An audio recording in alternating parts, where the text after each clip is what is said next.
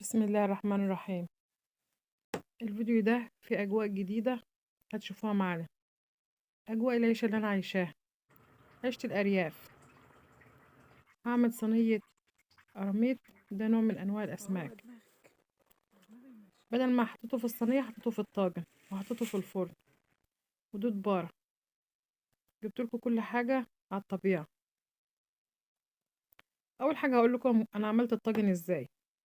جبت البطاطس وقطعته وبصل وطماطم، عملته في الخلاط. أول حاجة حطيت القراميط كده، اللي هو نوع من أنواع الأسماك زي ما قلت لكم، حطيته في الزيت وقلبته شويه في الزيت، وبعدين حطيت عليه بصل وقلبته برضو شويه، وبعدين حطيت عليه شويه ملح وشويه كمون. الكمون مهم قوي لاي نوع من الاسماك. وبعدين حطيت البطاطس وخليتهم يستووا شويه 50% كده. وده قرن شطه، ده اختيار، عايز تحط حطيه لو بتحب الحاجه حراقه شويه، لو مش بتحب الحاجه حراقه بلاش. بس بيدي تيست حلو قوي للطاجن. الطاجن بيبقى حلو قوي عن الصينيه، بيفرق على الصينيه، بيبقى الاكل طعمه فيه حلو. لا مش عارفه. بعد ما استوى 50% كده ظبطت الملح والبهارات. الشبت دايما مش بحطه الا في الاخر بعد ما كل حاجة تستوي، لان الشبت بيغمق الطاجن ويخلي يحسسني ان هو ادى لون من غير ما ادى لون.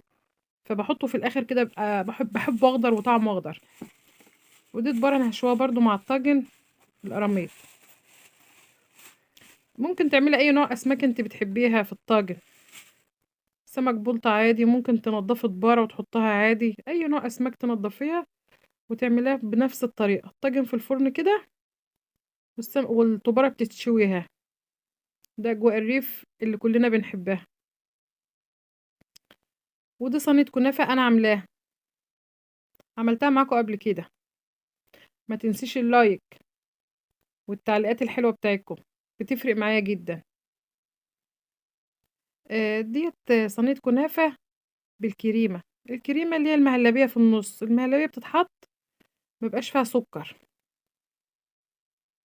تعملها في البيت تحفة وجميلة زي ما انت شايفة كده. السلام عليكم ورحمة الله وبركاته.